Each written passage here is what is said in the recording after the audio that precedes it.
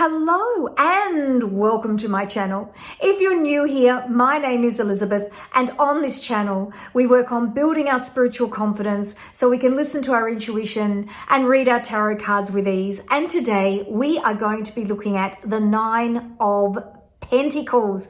Oh my goodness, we're nearly at the end.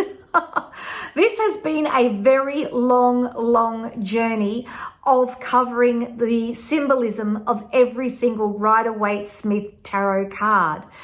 So today we're at the Nine of Pentacles, and I wish to encourage you, we're nearly at the end. If you've watched all of these videos, I hope you've really enjoyed them as much as I have making them. And I certainly have learned a lot about the tarot doing these videos.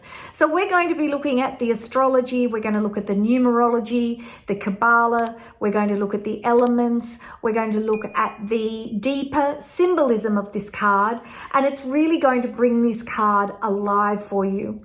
If you've ever wondered why there's a snail at the front of this, in the foreground of this card, then stick with me. I'm going to spin the camera around and I'm going to take you on a deep dive into the Nine of Pentacles.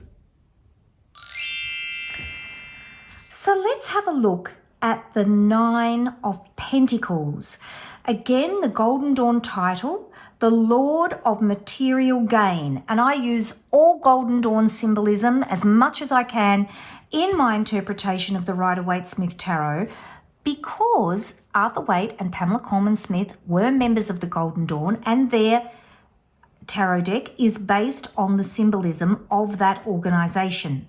So if you come across notes out there in the stratosphere that don't follow the Golden Dawn symbolism, in my opinion, they're not really going to be helpful to you, because they're symbolism that someone's pulled out of the air. It's not going to help you learn the classical symbolism, which you can apply not just to the tarot, but anything else that you're learning. And it's not really being true to the true intent of the deck. So I really do hope that you enjoy going through this Golden Dawn symbolism. And as I hope you study more and more with me, you will really enjoy learning the deeper information about the Rider-Waite-Smith, and the fact that once you've learned about these cards,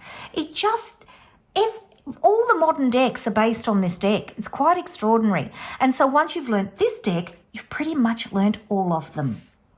So you can apply your knowledge to all of them.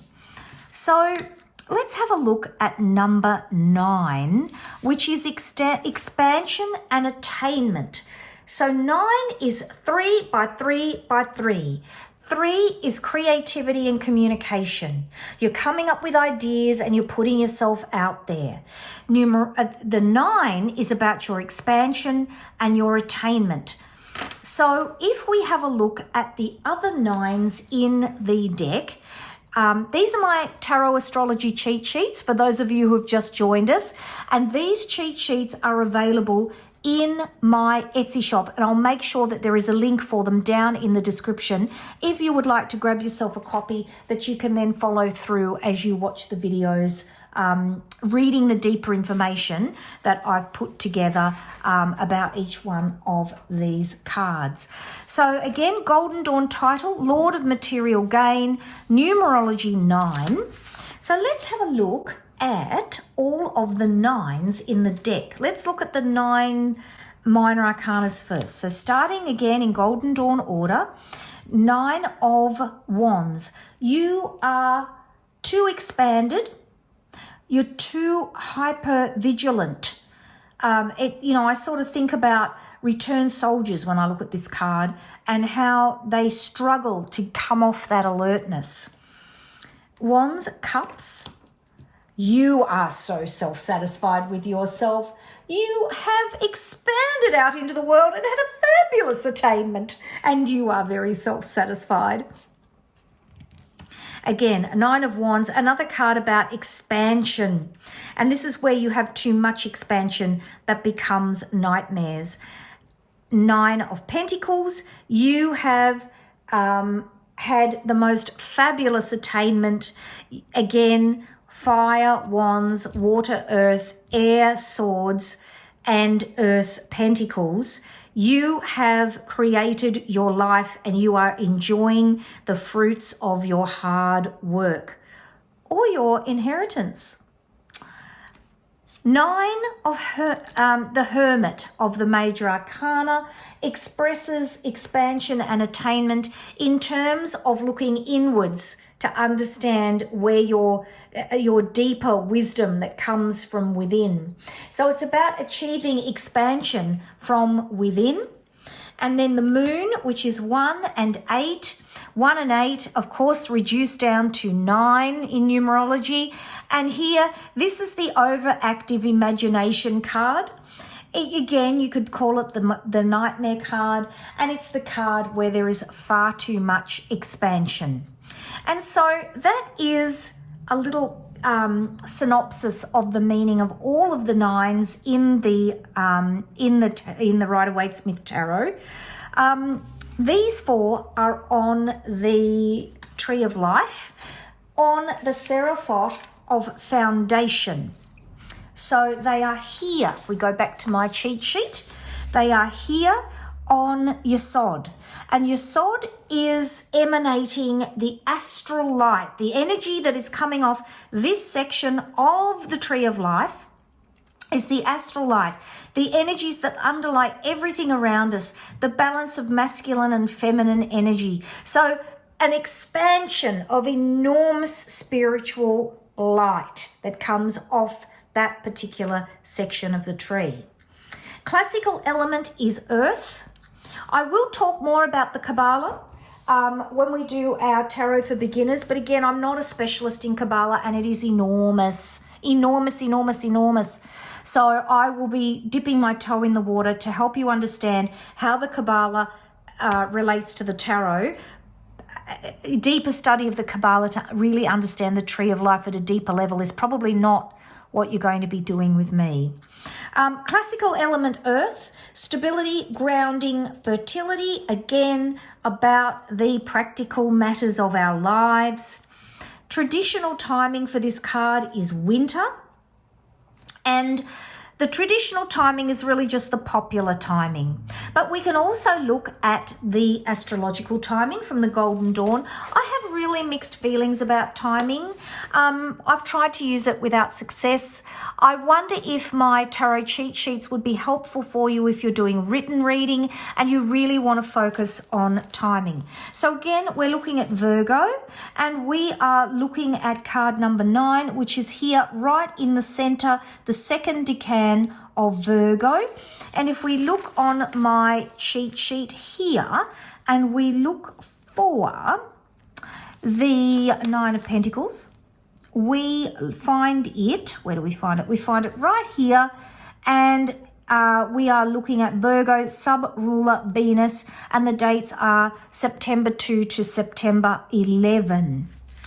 So that's my, this is just a summary of this particular astrological wheel that is based on the Golden Dawn that shows the placement of the Rider-Waite-Smith cards on the wheel.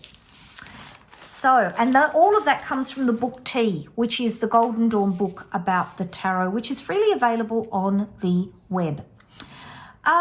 So let's have a look. If we're looking at the meaning, and again, this is all on my astrological cheat sheets of Venus in Virgo. Venus is a planet of fertility, abundance, and in the presence of Virgo, the sign of material manifestation, care, detail, service, and health. Combined, they represent abundance, growth, and plenty, which is what you can see on this card. This is a card that indicates you have manifested your desires into material abundance that provides feelings of affluence, gratitude, well-being and comfort, and the appreciation of the beauty of your surroundings. So you can see how the astrology really works to describe the meaning of the card. Let's have a look at Pamela Coleman Smith's Symbolism. So the figure is of this beautiful woman the figure here, this beautiful woman in a garden, and she's symbolic of everything successful and what's going right in your life. She's beautifully dressed. She's got the glove with the eagle on her hand. She is, you know, enjoying the absolute height of her life. The falcon is symbolic of higher vision, the falcon on her hand, superiority and rising above mundane life. It's symbolic of vibrancy and power and challenging you to live your life to your highest potential. Taming the falcon, taming freedom and gaining control over your life is another symbol of the falcon. The flowers on her robe are very much like the feminine symbol that we see with Venus, and they're symbolic of feminine power, fertility, and nature.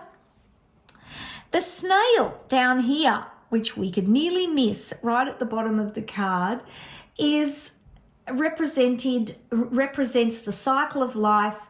The spiral of its shell is representative of birth and death and rebirth and the continuity of life. The grapes, of course, are very symbolic of abundance. They are affluent. They are signs of affluence as well. Growing grapes is one of the most labor-intensive harvests, and it shows that you have worked hard for your abundance. And the pentacles that she's surrounded with here is just a symbol of her affluence. The red symbols on her gown, the red collar inside the sleeves and her red hat are just symbolic of her own personal passion. The green garden is fertility and abundance, and the abundance of yellow symbolism all over the card is about success, radiating success. And the yellow gown is about inspiration and confidence. So that is the Nine of Pentacles. I do hope you've enjoyed my interpretation of the card. If you love my work, I would love a like, a subscribe, and for you to hit that notifications bell so you never miss another one of my uploads. And of course, don't forget to become part of my community and grab all your freebies. Connect with yourdeck.com/newsletter. I will make sure that all of the significant links are down in the description box for you to find, and I'll try and remember and put those also into the first comment for you so that you can come over and be part of my community. We would so love to have you. All of my tarot courses are similar to this one in that there's videos, and if you want to support my work further and you would like to have more information, there's always a tarot journal for sale for you as well. So next card, 10 of Pentacles. We're nearly all of our way through the deck. If you have stuck with me this long, congratulations. I will see you in the next video. Take care. Bye-bye.